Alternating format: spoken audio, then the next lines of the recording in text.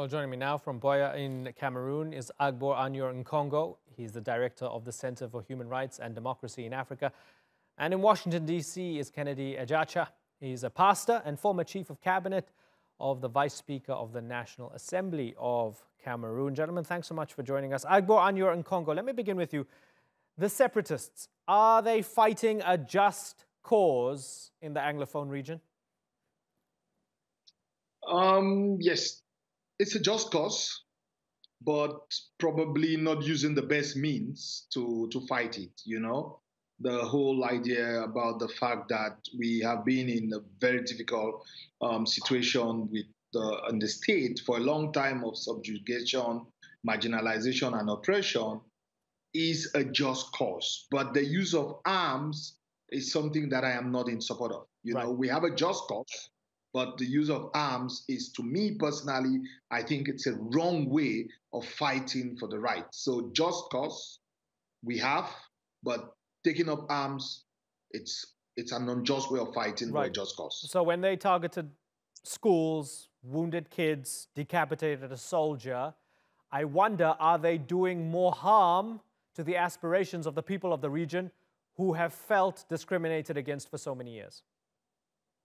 You see, also, it's a very complicated situation. It's true that from a human rights perspective, from a perspective of humanity, each and every life matters. So be it the lives of the Southern Cameroonians also, and also the lives of the military, each and every life matters. So killing of those who are not taking any active part in hostility, it's something that is condemnable. But we should also look at the context within where we are today, because these separatists did not really take up arms against the government. Don't forget that when we started in October 2016, leading to our arrest in 17 January 2017, none of them had arms. When the peaceful protest on the 22nd of September and on the 1st of October 2017, they didn't have arms. They were peaceful protesters with leaves, saying that we don't want violence. But the government attacked them. The government used repression against them, and they had no choice but to argue now that it's a kind of self-defense. So we need to put it in context. Okay. It's not just like they just took up arms against government. Okay, so Kennedy, according to Agbor Anyor Nkongo, this hasn't arisen in a vacuum. It's a dangerous situation. Amnesty International saying that separatist attacks could escalate and we could see more heavy-handedness from local authorities. Do you accept the context that was just provided by the other guest? I am in absolute agreement with the other guest, Dr. Agbor Mbala, who was at the very beginning of this crisis. We should understand that actually what we are experiencing in Cameroon is a different phase of a crisis that has been existing for about 56 years. So at the very beginning of this crisis in 2016, the populations, they were non-violent and they were within the ambit of their constitutional right, because it's very important to mention this fact that the Constitution of Cameroon in its preamble recognizes the right for citizens to demonstrate peacefully. And it is the responsibility of the government to protect citizens while they are exercising their constitutional right. But is that what we experienced in 2016? Absolutely no. In response to the peaceful demonstration of the lawyers and the teachers in Cameroon, we saw the heavy-handedness of the government. But this is the problem right now. We cannot dwell on the root causes of this situation with the impending crisis that we have at hand. What I strongly believe at this point is that we can proceed to what I would say circumstantial assessment of what's going on. Because if we start looking at every situation, there will be situations in which the government is absolutely responsible for the violence and killing. And on the other hand, there are instances where the separatists would be held responsible. Right. So there is some sort of shared responsibility at this point in time. Right. And just for some housekeeping here, just to let our viewers know as well, We tried to reach out to government ministers. I mean, we're speaking in the English language on the show. I guess that tells you something in itself, that we didn't get anybody from the other side, generally French speakers, and language seems to be central to all of this. Agbo, let me ask you, for those who are not absolutely familiar with the situation in Cameroon right now, is it mainly about language? Is it about language and culture? Is it about language, culture, and history? What is it? It's a combination of language, culture, history, and also the administration, okay? Because I don't think that for an average Anglophone, we have a problem with Francophones. And I always say it's not an Anglophone and Francophone issue.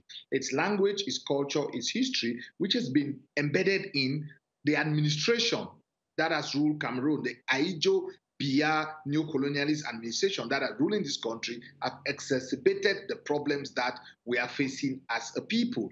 And as a result of that, the average person from the southern Cameroons feels alienated from governance, feels that they don't belong to the setup, because of constant and consistent and persistent and widespread and systematic marginalization. They feel that they don't belong to this country. That is why there is an outcry now for independence. There's an outcry for separation, because to them, they have had enough of it. But I still believe that notwithstanding the problems that we are having, notwithstanding the myriads of problems, the issues, the killing by government, the extrajudicial killings, the arrest, the detention, the burning of villages, I still believe that we can still sit together. I still think that it is not breaking down irretrievably. If I use the language of the lawyers when it's a divorce matter, it's not breaking down irretrievably. That we can still mend fences, we can still sit, we can still redefine the union. We can look at the form of a state, because the whole notion that it's a taboo to discuss the form of a state, it's to me, it's an aberration. We have to, because for this country, if Cameroon has to be one, then we need to go back to the drawing board, look at the form of a state, and try to look at a form of government or a state that would address the interests of the separatists, those who are clamoring for a unitary state, and those who believe in a federation. We need to come together. We need to sit. But that can only be done through an all-inclusive dialogue and negotiation where all the parties, all the stakeholders would sit on the table, on a round table, and discuss this problem. It cannot be a dialogue or a negotiation where the government picks and chooses those who represent the others. The others should be able to send in their delegates, and probably their security and safety should be guaranteed for such a discussion or such a dialogue to take place. Yeah, it's unlikely that this dialogue will take place ahead of a presidential election in just a few weeks' time, October 7th, as far as I know. Big presidential election next month, and Paul Biya is 85, running again. Let me ask you, Kennedy, very finally, a phrase that's my least favorite in this industry, fake news, seems to apply when it comes to this story, when it comes to both sides. As far as I understand, Ambazonian separatists have been sharing videos of alleged atrocities against Anglophones, which are actually from soldiers doing terrible things to Boko Haram fighters, and has nothing to do with this. And on the other hand, you have government soldiers and others sharing videos and this sort of thing being shared on social media of alleged atrocities and body parts being stirred in pots and so forth. And apparently that comes from Nollywood movies, right? So we have fake news being shared on both sides. How toxic is the situation on both sides, and is that just ramping it up in terms of the hatred? Yes, I would agree with the premise that the fake news on both sides is ramping up the violence. And let's understand that we are living in an age of new technology where the propaganda war has a different face, which is the internet.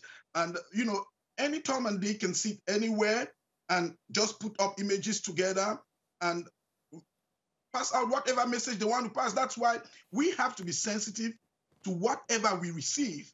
So the government of Cameroon is actively using propaganda to sell its cause, as well as we have some stray elements of the Ambazonian movements who are also using those images to sell their cause. So what I would say at this stage is that we cannot resolve this problem entirely around who started it. What we need to do right now is to stop the bleeding. There is huge bleeding. There is huge exodus of Anglophone Cameroonians towards the Francophone Cameroonian region. How can we stop that exodus? There's a lot of financial or economic repercussion that the people of Southern Cameroon will feel from generations to generation. We should all wake up to understand that this war does not benefit neither the government nor the population of the Southern Cameroons. Right. This is time, just as Mr. Agbombala said, this is time for all-inclusive dialogue where the children of Cameroon from north, south, east, and west should come around a round table and chart a way forward.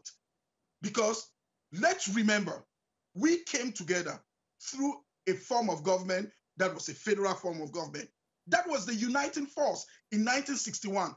So it's really beyond beyond imagination that the government today would stand to castigate what brought us together. Understood. And say we cannot deliberate or have a dialogue on what brought us together.